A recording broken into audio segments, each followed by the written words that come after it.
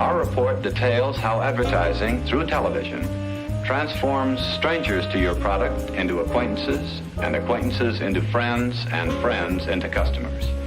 You could almost say, as a result, that television puts into every living room a selling machine.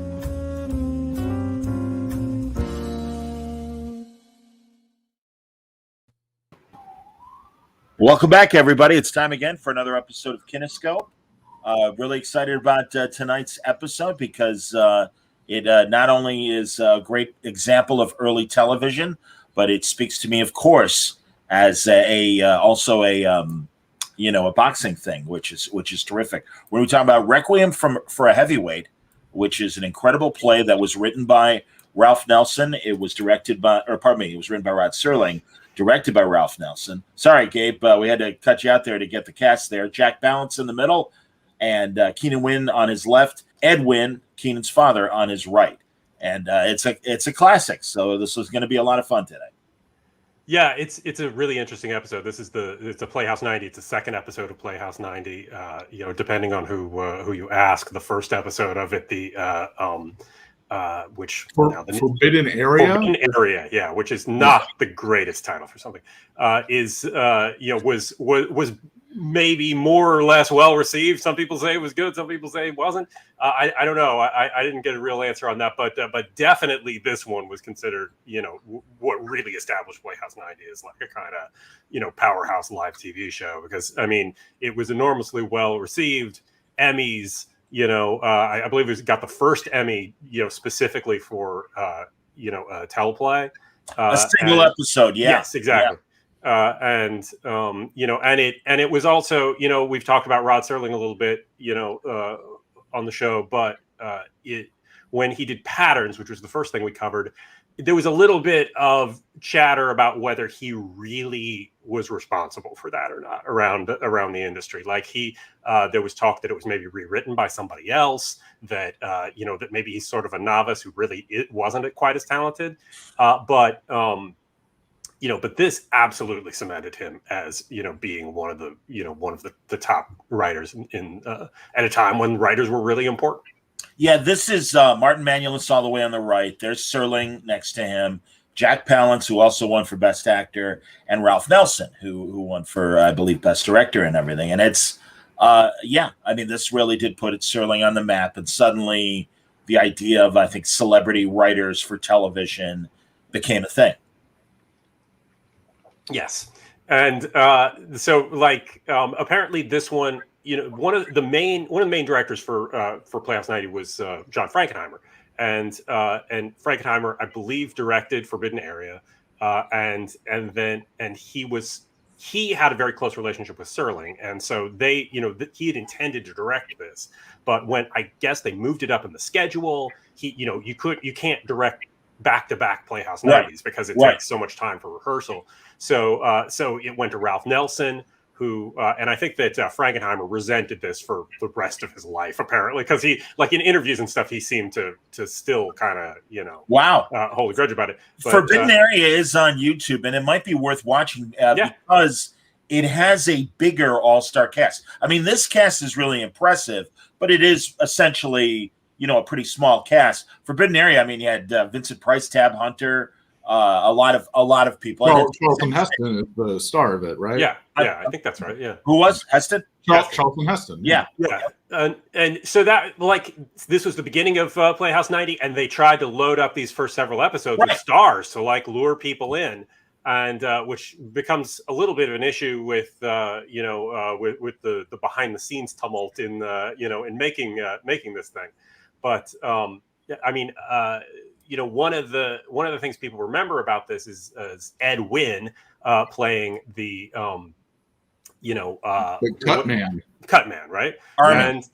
And he he really had never given a dramatic performance before. He was a baggy pants comedian. He was like and in 1956 it was what he did was out of fashion, and his go ahead, John. I was just going to say it's appropriate that we're talking about what Ed Wynn did before Requiem for a Heavyweight, because he really was, along with Milton Berle, one of the first television stars going back to like 48. Right. You know, The Perfect Fool was the name of his show, and it was a variety sketch show, very vaudevillian. And by the time of he was early. Wow, because again, it was. I mean, we'll look at a paper bag on TV because it's on TV. No disrespect to the great Ed Wynn as a. But you're basically saying his material is worthy of looking at a paper bag. Yeah, go ahead. Yeah, but no, but certainly he burnt out quickly because better and more sophisticated comedy followed suit. And truly, like by the early 50s, he was kind of done from a rating standpoint. I mean, he was still a guest star, and people would still remember him fondly. I know we're going to talk about a dramatization of the behind-the-scenes stuff of Requiem. Ian, do you want to give this week? Do you want to give the capsule of the story? Yeah. Well, here's the really interesting thing about Requiem for a Heavyweight, the TV version, at least. And I have to admit, sorry, I wasn't able to watch the film version. Well, we'll talk about it because there are actually some very interesting differences, but go ahead. Agreed. But what isn't, I have to tell you about Requiem for Heavyweight, it is a story about boxing where one punch is thrown and not in a boxing ring. So there's you don't see any boxing. What happens is you see the end of a boxing match. You see a winner. You don't see it. You don't see it. No. Yeah, you see people celebrating. Yeah. Coming, backstage. And then you see the loser, which is our main character, Mountain McClintock, because he comes from the great Ozark Mountains. Played by Jack Palance. Yep. Yes, played by Jack Palance. Doing a great performance, not doing a Southern accent. No. I'll let you decide how you feel about that. But he's told early on, or his manager and cut man are told early on, he can't fight anymore or he'll go blind. And so the rest of the story, it's, sometimes you hear like some stories are just like one long first act. This is like a long third act or like a long, just like a man faces the end of his, not the end of his like life, but the end of his career and what he thought his life was going to be. And everything his life was up to this point. Like he has nothing else, and including he's gotten a lot of the brains knocked out of him at that point as well. 111 fights. He gets this, and people will know from recent boxing history. Well, 40 years ago, I guess, not recent. But Sugar Ray Leonard. Well, actually, Errol Spence had the same problem. He got a detached retina. Nowadays, with modern medicine, you can fix those and fighters will come back. Errol Spence, welterweight champion, was supposed to fight Manny Pacquiao, got kind of a similar injury as Mountain gets. But back in the 50s, that was a career ender. Yeah. And the question is, well, if I've only been a boxer for my entire adult life and I can't be a boxer anymore, what am I now? And the great thing is, I don't know how much you guys paid attention to the Rocky franchise, but Rocky 2 lifts this entire storyline. That is really the meat of Rocky 2 is I fight Apollo Creed, I lose. He has this career-ending eye injury. Now what? And they do, and honestly, they do a decent job. I did see Requiem first, decades ago, but I have to say Rocky 2 did a great job with the story as well. And now what? Is he gets a robot? Is that what happens? I can't remember. He never got a robot. Paulie got a robot. Oh, right. It was Paulie's robot. I'm sorry. Mountain hits your robot. Everything's going to be fine. I got to do my Ed Wynn, obviously. It could have been a very different direction for this. And honestly, and boxing robots. Wasn't there a boxing robot? Well, yeah, Rod Serling, he had Twilight Zone episode of that. Steel. Isn't it interesting, real fast, isn't it interesting that Serling always went back to boxing? Not only Steel, there's the great Ivan Dixon, Twilight Zone, the big tall witch. Yeah. This is a recurring thing. And I know reading biographies of Serling, he really did love boxing. And when he was in the military, he boxed. He was a boxer when he was in the military, when he was, I think, in the Air Corps or something. And he's a parachutist, so and obviously, tiny little guy. It was I can't remember. I read the weight class, and I'd never heard of it. Before. Probably featherweight or bantamweight is. I think they just called it something else back then, and I can't remember what. So, or at least that's kind of the way he put it. But I think that that point about there not being about the fight is a lot of what makes this so distinguished. Every other boxing thing, and basically every other sports, most sports stories rightfully end with, a game, and something about that is the decisive factor of the, or a fight or whatever, the decisive factor in a story. And that's absolutely not what this is about. And I think that freshness of saying, this is about boxing, but it's about the world of boxing. It's about the fallout of being a boxer. And it's about, being a human being and a boxer, as opposed to being, about like a contest. I think it's one of the things that just makes it so interesting. Agreed. And also this level of realism, and really for television, I mean, I grabbed these kind of shots because there were so many like cinematic moments for the limited space of a studio to really kind of have these like great long shots or forlorn shots of Ed Wynn at the end. I want to finish the capsule of the story. Yeah. So Mountain has, of course, his two handlers, Meish and Army, and here they are, played by father and son, Keenan Wynn and Ed Wynn. And Keenan really plays kind of a douchey manager that is kind of feeling guilty. He owes a lot of money to gangsters. And the Mountain's always been his meal ticket. Now, all of a sudden, Mountain's career is over. What does Meish do? And has to really figure out if there's a way to keep perpetuating money from Mountain.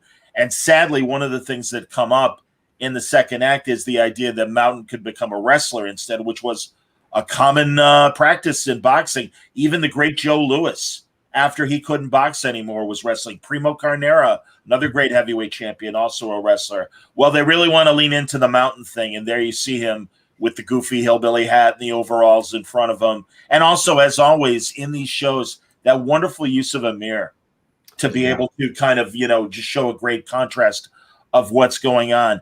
But, Mountain really is this simple man who has always relied on Meish really as a father, both guys, Meish and Army, as father figures, and is really lost 111 fights. What else can I do? I have no other skills.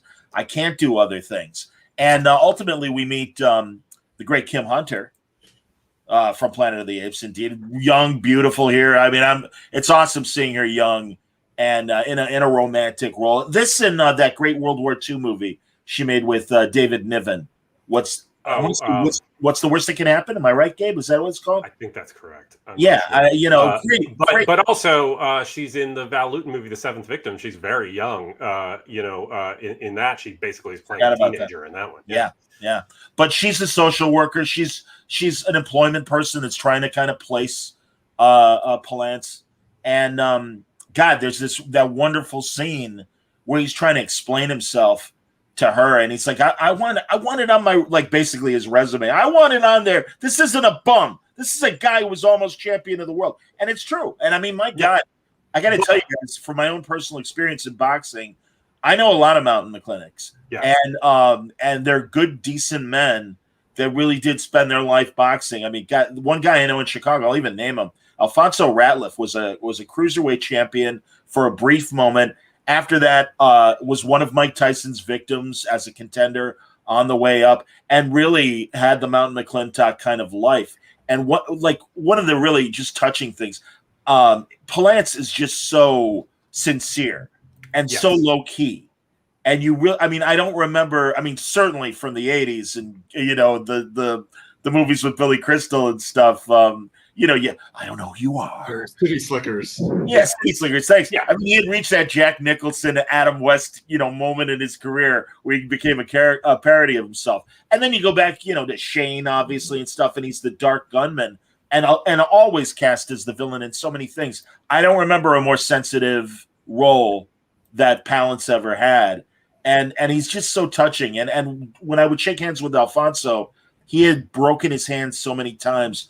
It was like shaking hands with an eagle claw. Really, wow, it was just and his face was just covered with scar tissue and stuff, and just the sweetest guy. And really, I just see the kind of same thing that Palance was able to convey in his own performance.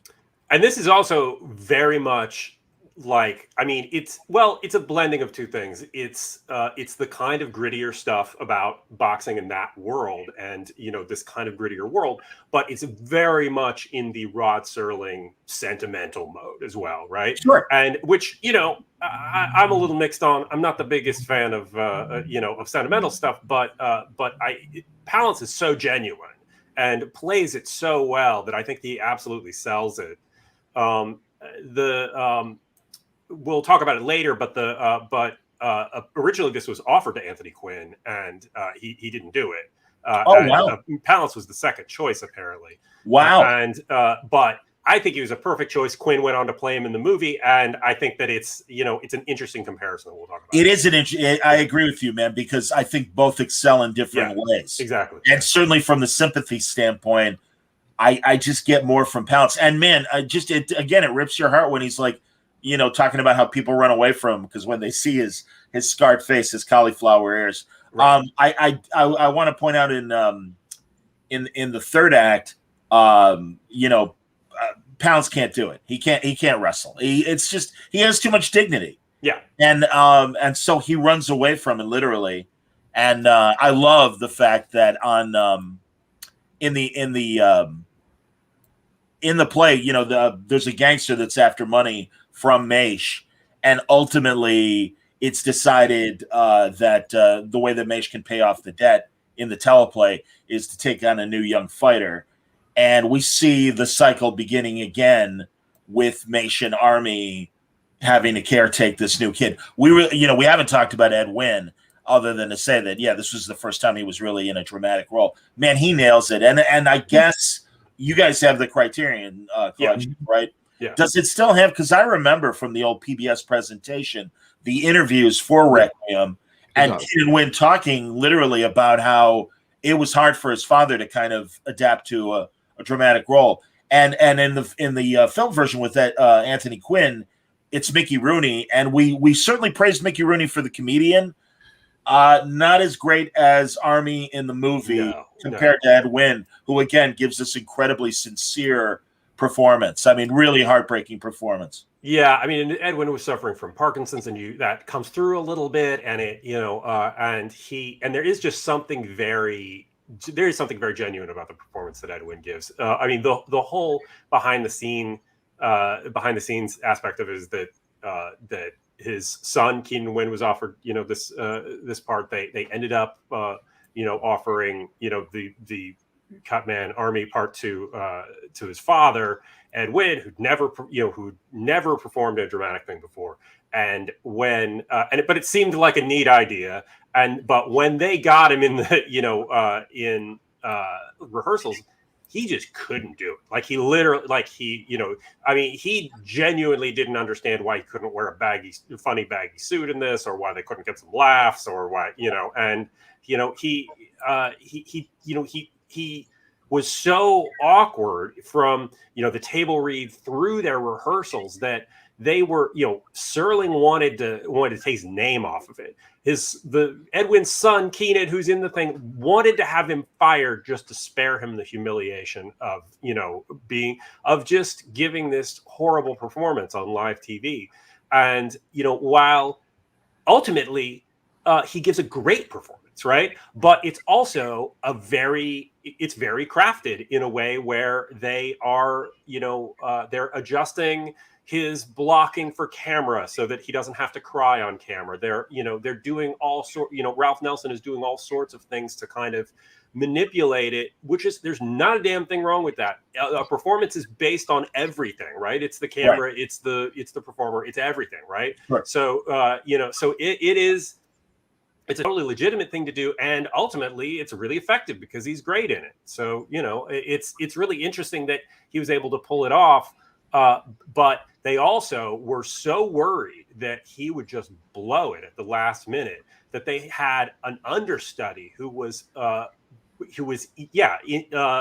the actor's name? Ned Glass. And tremendous character actor. And yeah, I got a shot of him, I believe. Is it there? No. He was supposed to be. He's a bartender in it, and Right. And so like they basically cast him into tiny roles so that he could shadow Ed Wynn and know his part, and and be able to step in and know the blocking and all that sort of stuff if he had to. So, but he didn't have to, and Ed Wynn did come through, and the Ralph Nelson, the director, says that when they were actually shooting it, he couldn't. It's so intense making these live TV episodes that he couldn't really tell how Ed Wynn's performance came off when they were shooting it. But this was shot in Television City out here in LA, so the live version went out to the East Coast. Then Ralph Nelson went home, watched the Kinescope that they broadcast in on the West Coast, and was like, "Oh shit, he pulled it off!" Like he really did it. Yeah, it's pretty. Cool. It's pretty awesome. Here, I've got a shot of Ned Glass. There he is as the bartender. Mm-hmm. And one of the reasons why I have this shot up as well, the episode is peppered with real fighters. On the right there, that's Slapsy Maxie Rosenblum of the infamous LA nightclub Slapsy Maxie's, yep, where Martin and Lewis ended their career. Their final appearance was at Slapsy Maxie's. On the left, that's the great Max Baer, former heavyweight champion, who you might remember as one of the main characters in Cinderella Man, the Russell Crowe movie that Max Baer was the champion that Jim Braddock defeated. Also, ironically, we're talking about Requiem for a Heavyweight. Turner Classic Movies last weekend replayed The Harder They Fall, which is the story of Primo Carnera, and Max Baer plays a version of himself in the fictionalized story of Primo Carnera. And interesting timing in three ways. One, this play, Requiem for a Heavyweight, came out in October of 56. The Harder They Fall came out around February of 56, 6 months before this play was made. It's based on a Bud Schulberg book about the corruption of boxing, The Harder They Fall. Mm-hmm. And this story of Requiem for a Heavyweight, you could even almost say, is ripped from today's headlines, because this is really when the Senate started investigating the mob's influence in boxing really hard and trying to drive them out. It really started in the mid-50s. So this whole thing, it's kind of an open secret that there really was this mob influence all over the place in boxing. Right. And again, I applaud Serling, Nelson, and the whole company for really giving a level of realism as melodramatic as this is. Speaking of melodramatic, the one funny thing about it, though, is that in Rod Serling's book of scripts that that was published in the mid-50s, his notes about this, he says that one of the things that he didn't think was successful about this, or that he didn't want really, was for Keenan Wynn's character to be in debt to the mob. He wanted it to just be something more just about not having the fighter anymore, having some, I can't remember the specifics of it, but basically he just wanted something that was less melodramatic and more organic to just the personal drama of this guy and the way that would go up against McClintock. But that said, I think it's very effective the way that it works in here. I don't think it's bad at all. That's crazy to hear, because watching it, I was stricken by how plot light this is, and the only kind of momentum is the fact that Maish is in debt to the mob, and Maish does all these actions because of that, the wrestling angle. And then later, the young boxer. That's kind of the only story elements of this. Otherwise, it's only external that's driving. Yeah. Otherwise, it would just be would it just be them in offices and in that bar talking about how bad their lives are? Not that he wanted to do that. He wanted to make it a genuine character piece. I don't, every instinct isn't right, and I think, and also Serling was an overwriter, he would, he's somebody who needed a certain editorial guidance and things. And that's probably how the rumors about patterns got started. And, so I think that he wanted it to just be a character piece so that it didn't have that kind of the stink of melodrama about it. But that said, I don't think there's any problem at all with having the kind of driver of the mob guys and exactly what you're talking about. I also like that the bar really was this scene for, as they call it, the graveyard, where all the ex-fighters are and everything, kind of, telling their glory days. There's Max Rosenblum doing it in part of Max Baer's face, watching him go through the motions. And Max Rosenblum, you can find him in a lot of movies and a lot of TV, and he really was your quintessential Palooka, who had a voice like this. I tried to left, but I caught the right instead.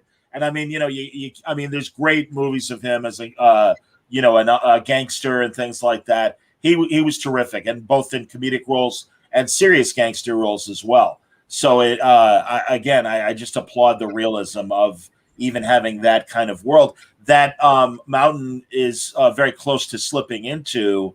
And in fact, for a moment, I wouldn't say seduced, but certainly, is ready to, at least because he's still with his guys. I mean, these are former fighters. So yeah, he misses the atmosphere, the action of being in boxing and being in the sport. So all of a sudden they kind of pull him into one of his old stories, and he kind of catches himself because, again, the guy, as knucklehead and face value as he is in terms of a simple man, he really does have this dignity, and he's like, yeah, I'm not going to end up like you guys. Yeah, his dignity is kind of the central question of this whole story. Yeah, I do love the the bar with all the old boxes, because it's just a great way to illustrate what his future is, right? I mean, if it was just him wandering around, staring into space, we're not gonna, that doesn't say anything more. Showing all these guys, showing them tell their stories, and the kind of patheticness of it, that they don't have a purpose anymore, is, it's just a really effective way to illustrate his future. Ian, did you get a chance to watch The Man in the Fucking Suit? I did watch that as part of San Bernardino Public Television's wonderful show, I Remember TV, which is a forerunner to this. Oh my God, we should have pulled a clip from that ridiculous guy who introduces the San Bernardino version. That was unbelievable. It feels like a joke of some kind. But no offense to this guy if he's listening. He's no longer, Ed Rothvar's no longer with us. Yeah, you can look at it. It's likely 40 years ago. So yeah, I could, go ahead, Ian. I'm sorry to cut you off about that. But yes, you can find that on YouTube. It's really, so this is written and directed by Ralph Nelson. It's the only thing. It's the only TV episode that Ralph Nelson ever wrote, and it shows. But yes, there's a lot of it that's very obvious, and just strange because so Keenan Wynn plays Keenan Wynn. Mm-hmm. Ed Wynn plays Ed Wynn, and it's about the making of Requiem for a heavyweight, and Ed Wynn seeming like he's not right for this very serious role. He still wants to be. He hadn't played that part yet, but Uncle Arthur from Mary Poppins. He's approaching it like that. If you can imagine that kind of character in this kind of production, and Rod Serling plays himself. Ralph Nelson, who's the producer? Martin Manuels. Yeah, plays himself. No, actually, Martin Manuels is the only one who doesn't play himself in this. Serling and Nelson are in there, but that's the back of the head of the actor here. And then again, if we go back to the Emmy shot, that's Martin Manuels on the right. Right, and in his in Martin Manuels' interview for the Academy, he basically just said, "I didn't want to do it." He was like, he wasn't comfortable acting. He just didn't want to do it. It is on YouTube. It is and again, it's through this public television presentation.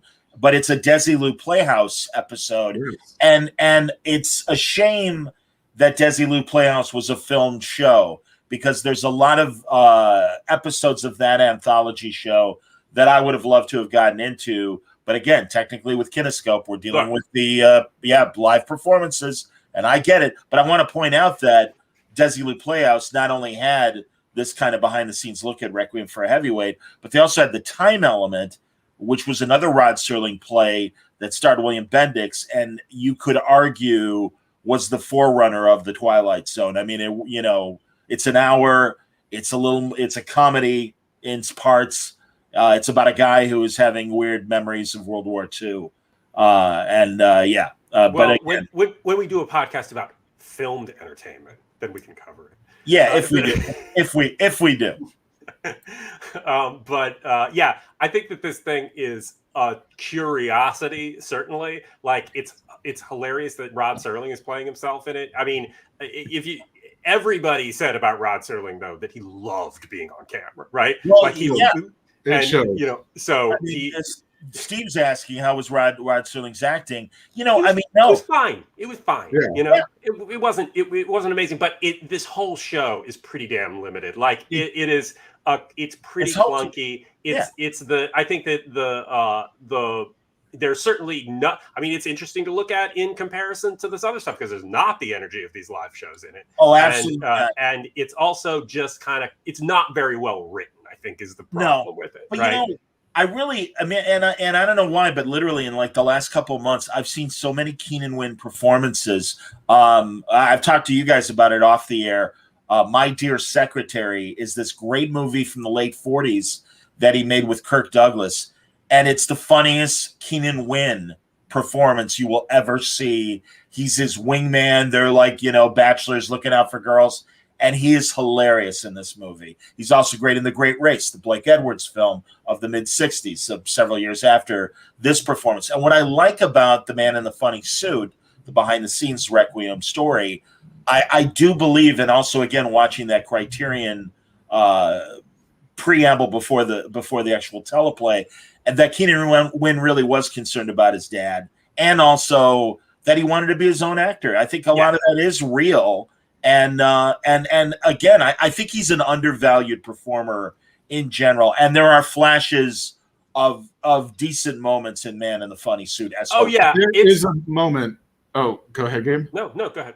There is a moment at the end of The Man in the Funny Suit that I think is actually really great and is very relevant to what we talk about, where after Edwin has the hotel scene, they keep calling it, but the scene between the two Wynns in that hotel, and Edwin has that, like, how much can a man make off the pain of another man? That great line that I just butchered.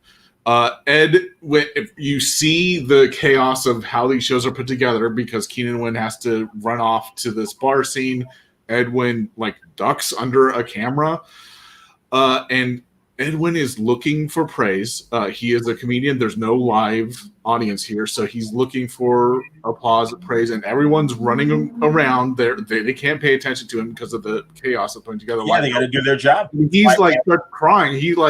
He's having a breakdown over the fact that he's not getting praise, and I think that was actually really great. Yeah, that almost made the whole thing worth it. I think the whole thing's worth it just because it's kind of if you're going to if you watch this, the Requiem for Heavyweight, it's just a kind of weird, fun bonus. I mean, it's not great, but it's like it's entertaining. Entertaining enough. And there's so many curious aspects to the people playing themselves and all that. And also for people who don't, really know Desi Arnaz's full career, that at the height of I Love Lucy, he was also hosting this showcase, as many celebrities did. And again, it's more in that the filmed anthology period. Although the live shows also had, I guess Eddie Cantor was the original Playhouse 90 host that ushered in the play. We don't see that on the YouTube versions, but I know he's listed as such. And then, of course, in The Man in the Funny Suit, I believe that's why Skelton is there. He's the one that's right. I mean, I think that I believe it was always the case on Playhouse 90 that an actor from next week's show would introduce the previous week's show because they were already there rehearsing, the following week. So they basically just would hand off in that way. But let's talk about the movie because, again, really interesting things. Like, for instance, Ian, your point of, and it's Edwin's best moment of, one makes you stick. And then going into the thing about, how much can one man benefit from the failures of another? Man, look at Mickey Rooney try to do that in the film. And to me, he doesn't do anything wrong. Right. Yeah, he just lacks that emotional, gut-wrenching thing that Ed Wynn conveys, that Mickey Rooney is just like, isn't it a shame? And just kind of dead. comparatively, I think. Yeah, he is. I mean, I think that as we saw in The Comedian, Mickey Rooney's probably the best. In a certain way, he's the best when he's kind of unleashing his demons into something, right? And I don't know that he really, he quite had the soulfulness in him to play that character. Also, Anthony Quinn playing he's actually a different he's a different character. It's Mountain Rivera in the film, but he gives a perfectly good performance. He gives a really solid performance, but he also everything about the film actually kind of lacks that depth of emotion, and I mean, in some ways, just to go back to the TV series the TV show a little bit, like the very end of the teleplay, where he ends up, taking a train back home, but then meets a little kid, and he's sort of teaching the little kid how to box because the idea had come up that he could potentially teach kids at a summer camp how to box, right, and that could be a possible future for him. And so it's kind of paying off that idea and very much underlining the idea that he would go back and do that afterwards. Serling didn't like the idea of this scene, right? He felt like it didn't work.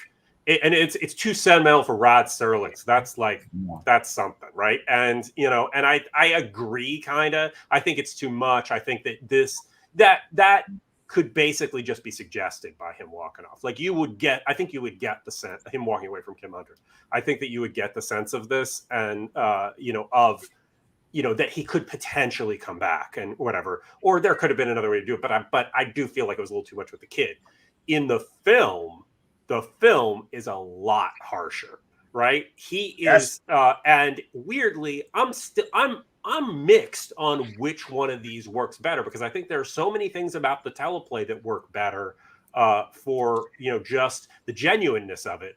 But there's a lot of really interesting things in the film that are different as well. And that ending of the film where basically he just gives in and becomes the wrestler is very so tragic. Bleak. I actually was just, having watched the the TV version, at the end of it, it's just like he steps into the ring as the humiliated wrestler, and it's just the end. And I was like, what happened?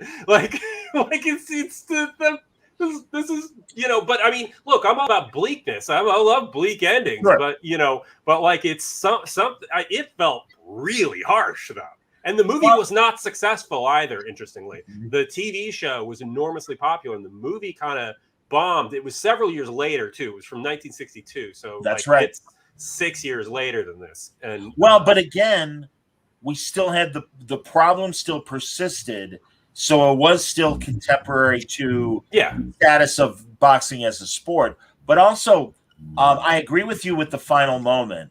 But I do think there's a flabbiness to the film rather than the tightness, much like Patterns. Same thing. I agree. And that's why it's always interesting to compare these things, from their original versions and their film versions. And I mean, some of the flabbiness, I think, is just that, instead, like a lot of these things, it's like some of the sequences are just sort of built out of, Jackie Gleason running away from the mobs. Jackie Gleason in it plays the Maish character, right? And him running away from the mobsters, or, a lot of these things that felt like it in some ways it tipped the balance too much away from, from Anthony the fighter, Quinn. From Anthony Quinn, and if anything, it felt like we should get more with him, not more with the threat of the gangsters. And Gleason is a good dramatic actor, but he's also just not quite. It's hard to look past the value of those actors from the TV version, and I just don't feel like anybody quite brings the humanity to it the way that the TV version did. Can I also point out, because I always love when shit like this happens, regarding Keenan Wynn as Maish, literally 30 years later on Taxi, Keenan Wynn shows up as Tony Banta's manager. Huh. So in my head canon, that's Maish 30 years later, guiding Tony Danza's career. Yeah. And I love it. And it is a really funny episode, and he's so perfect in it and so crusty old fight manager. that it's really great. And it's like you could totally see Maish, because again, you've got that wonderful sad moment where again, we come full circle, and the way that he settles his mob debt and everything is to take on this new kid, and you see the regret both in Keenan's face and in Ed Wynn's face too. Of all right, here we go again. Here's another bit of grist for the mill. But Keenan Wynn is still bringing a kind of humanity to it, and I didn't really get that out of Jackie Gleason. I felt like he was playing a heavy, and right. I mean, he's good. It's not like he didn't do a good job in it, but it just doesn't have that nuance that.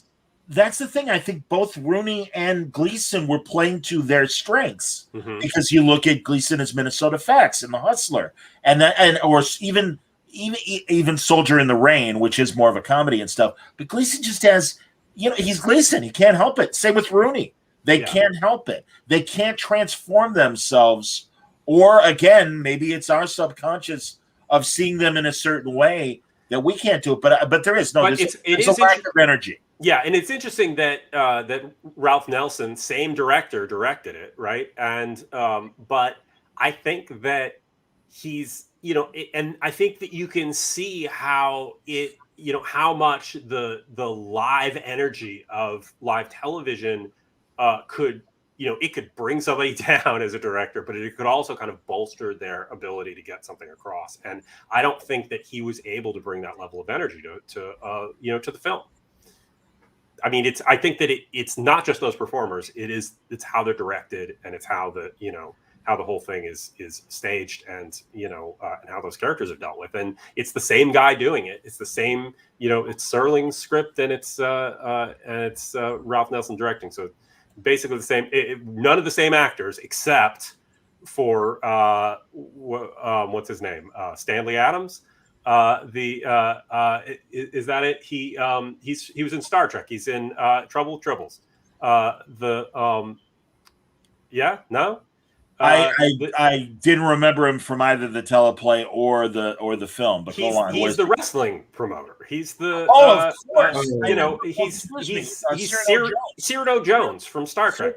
I can't believe I'm fucking bringing up an actor from Star Trek and everybody's just staring at me I never remember his name. But you're right, and shame on me, I didn't grab any screen caps of him, because he is great as the wrestling promoter. Yeah. And he plays it in voice. He's the one guy who plays the same character in both the show and of course used later by Serling a couple times. He's in he's in that William made me aware of a UCLA presentation of an anthology episode. I think it was filmed. I don't believe it was a Kinescope. But it starred Harry Gardino, and it was just excellent. But Stanley Adams was in that, and it was a Serling written play. And then, of course, there's the Buster Keaton episode of The Twilight Zone, where Keaton goes from the silent era to modern day 1960, and it starts off like a silent movie. Serling and company play to that. Then it's all of a sudden modern with sound effects and stuff, and Stanley Adams plays a modern day inventor that helps Buster Keaton get back to the 20s and everything. It's he's a shame on me for not having photos of him. Again, people find him on if you're listening to the podcast, like Gabe said, he's great in The Trouble with Tribbles as Cyrano Jones, a very famous Star Trek character. Yeah. I think he even came back for the animated series, like one of the rare people. Yeah. Yes, he did, and also because it was both Tribble episodes, and also sadly, infamously plays a giant carrot in the Lost in Space episode of the Great Vegetable, whatever it was called. Orgy, yeah, for sure. Which is if I made a quick tangent, it's so awesome to watch, because the actor Mark Major West, Mark Goddard.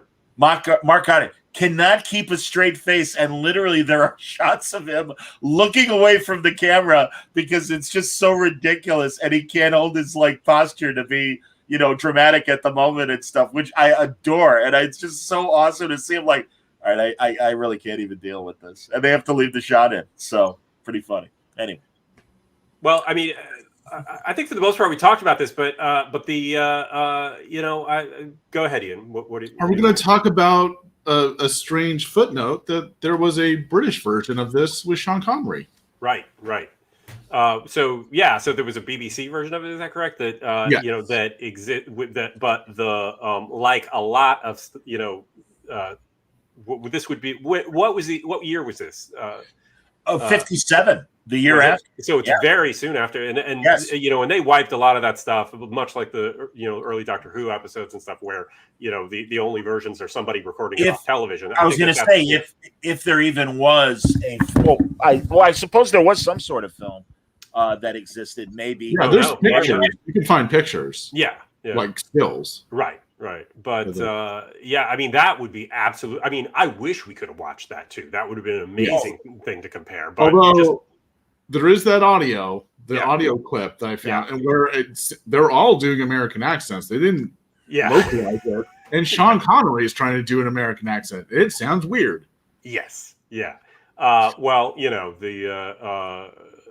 I'm telling you, people from the British Isles all think that they can do American accents. Oh, man. Not necessarily correct. There's nothing funnier than watching a British-made Western.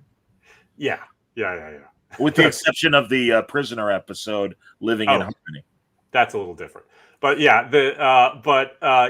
I mean, that's certainly an oddity. There was apparently a Dutch television version of it at one point. There was a Czech one or a Czech one from like the 70s or something. Well, again, it's the material, man. It's great material. It's a great story. It's a wonderful story, and I'm sure that there have been stage versions of it as well. It would play very easily in a theater setting and everything. One last thing I wanted to mention though was how great Kim Hunter is in this, and how I'm glad I think that it's Julie Harris in the film version, and again, I think that Kim Hunter is.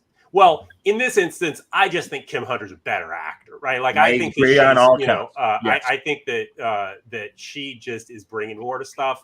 I've always felt like Julie Harris is a little bit of a limited. I mean, she's good in several things, but she has a kind of limited thing that she brings to it that I don't know, just doesn't have the feeling and the nuance to it that the Kim Hunter one does. No, and Alligator Farm makes a good point here that, of course, she won a supporting Oscar for Streetcar Named Desire as Stella. Mm-hmm. Yep. So yeah. So cool. I just feel like we didn't give her due, because that's a really important part of the story, and it just and the I mean, a lot of the sentiment comes in there. But there's I don't know. It's not sappy. That's what I'm saying. No, I agree with you, man. And she's terrific in it. And again, having to kind of be, she manages to convey a level of character that, again, and sadly, in the hands of a lesser actress, just doesn't make that much of an impact.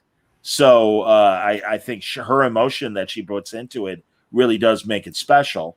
And that's awesome. Yeah, and that's the case, I think, for everybody in this. Like, I think that that so much of the story of the television version is just actors bringing a kind of innate level of emotion to something that that if you don't have that, it's not supporting this story. Yeah.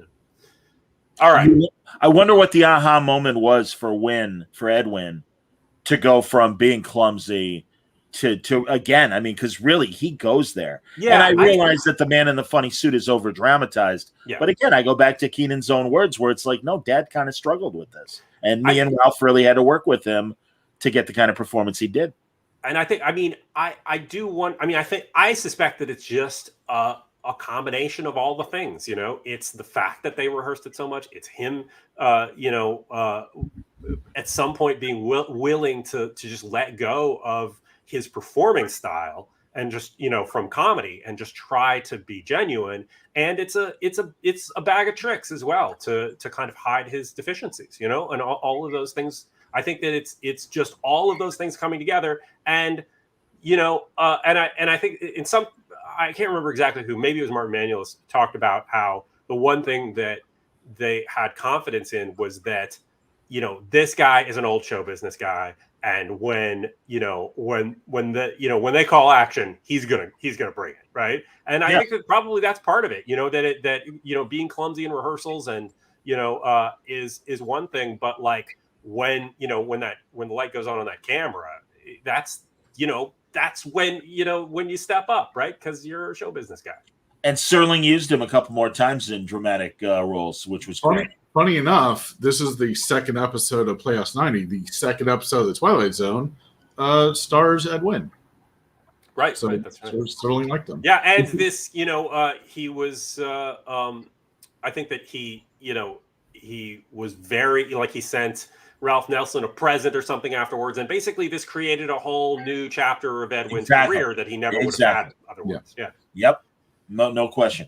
So yeah, Requiem for a Heavyweight, everybody. If you, I'm assuming you watched it with us and you know how great it is. If you haven't seen the film, definitely watch it for comparison. It's worth it. Yeah. It's definitely another kind of noir story in a different shade. And also by all means, watch The Harder They Fall, which deals with the same milieu, and it's Humphrey Bogart's last film. Yeah. And it's a tremendous. I think it's right there with the setup. I mean, I 1 and 1A as far as I'm concerned for great boxing movies. So yeah, it's a really good movie. Yeah. There you go. Well, thanks a lot for watching. Next week on Kinescope, we're going to take a look at the great Sid Caesar. And we were trying to find a full episode of Your Show of Shows, the original incarnation of the Caesar variety show. Well, we were able to find, and luckily the flavor is still there, is an episode of Caesar's Hour from around the same time as Requiem for a Heavyweight, mid-50s. And it guest stars Peggy Lee.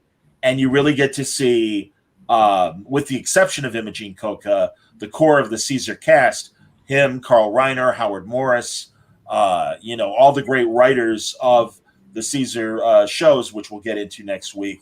But it really is a great example of contemporary sketch. This is where you can argue Saturday Night Live and the Carol Burnett show. It was really the sophistication of Caesar's productions that I think led to those, descendant programs. And Caesar was somebody that like generations, idolized, but people have basically, in a lot of ways, have forgotten. So it'll be interesting to look back on it. Yeah, maybe people will remember Caesar from Vegas Vacation. Sure, yeah. I mean, if they're thinking of what's that? He's great in Grease. He's in. Distance running, and even Grease 2. He's actually funny, believe it or not. Grease 2 has its defenders. Some people say it's better than Grease. I'm not one of them. Sure. I'm not going to defend either of them. So I think that that it'll be interesting to look at that, especially since if you know him from these small character parts and stuff, and not as the comedy star that he was. And coming off of Ed Wynn doing drama, Caesar really has a bit of a vaudevillian physicalness to his acting, and we'll see it in this episode, as well as the smart writing that came from literally like the greatest group of comedy writers ever assembled for one show. We'll get into it next week. Yeah. But looking forward to showing everybody the magic of Sid Caesar next week. Yeah, that'll be cool. Absolutely. Until then, a little heavy fast on the trigger there. But thanks a lot for watching, and join us next week on Kinescope. Take care, everybody. Thanks.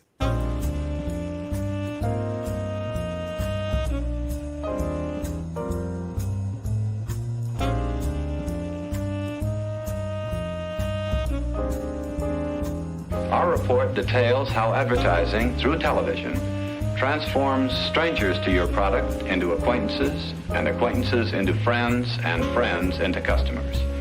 You could almost say, as a result, that television puts into every living room a selling machine.